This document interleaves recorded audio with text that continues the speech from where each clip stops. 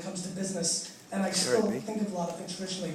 I was born in Belarus in the former Soviet Union, and my family came to this country in 1978, and I was 3.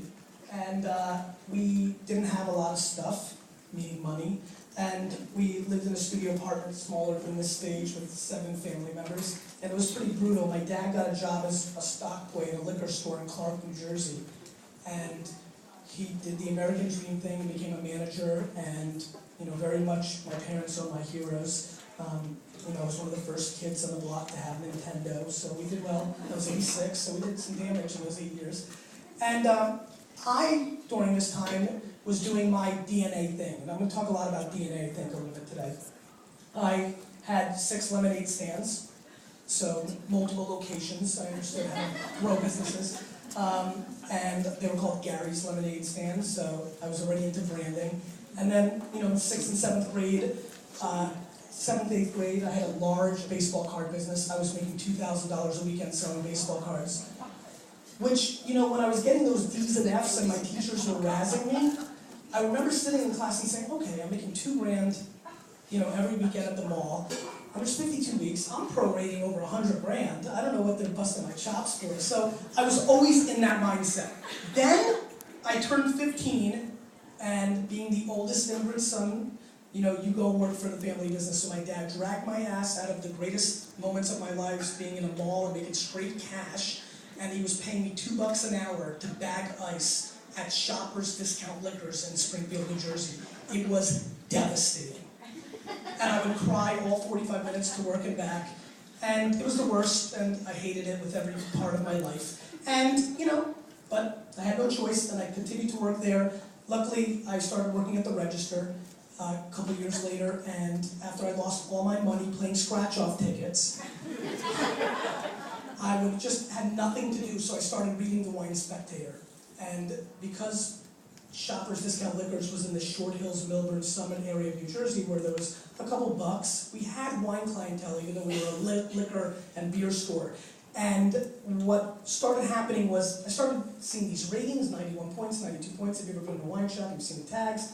I was like, what does that mean? That kind of was interesting for my competitive juices and scoring and sports and all that stuff. And then it happened. One weekend, Caymus Special Select Cabernet was named Wine of the Year, and that Saturday, 40 people came in and asked for it. And finally asked the 30th person, how much would you like? He's like, I'll take 10 cases. And I was like, oh man, this guy's an alcoholic.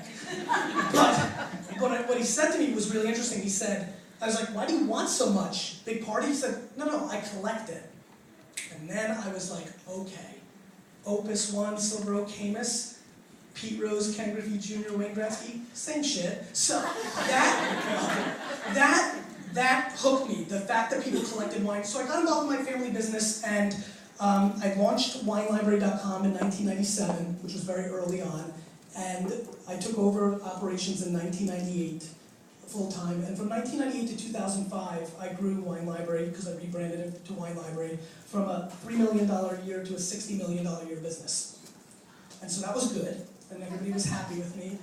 And then in late 2005, I noticed the web was changing. And a lot of, I've gotten a sense of the vibe of the crowd. What I think is really happening right now is we're going through such a major shift in our business world, media, just society. There's a big shift going on right now.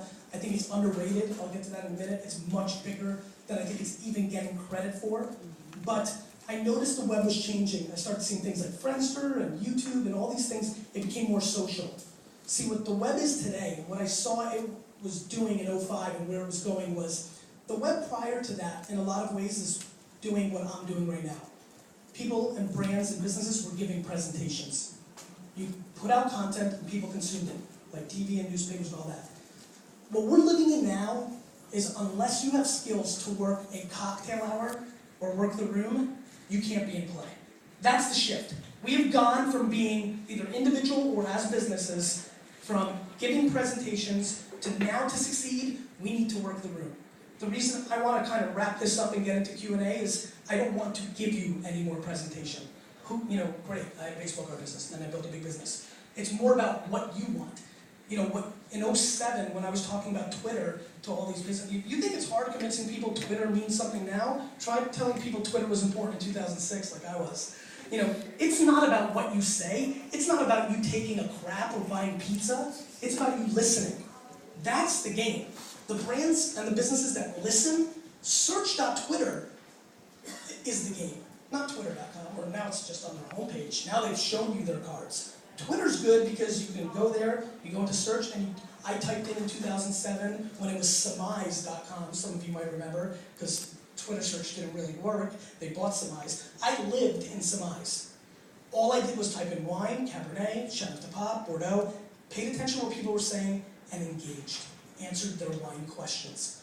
That's what I did before Twitter and Facebook. See, when I launched Wine Library TV in 2006, because I saw the web was changing and content was a play, I had to build the brand. I did the show for 20 minutes. It's not about what camera I used or what the lighting was. Yes, the content had to be on point. I had to know what I was talking about.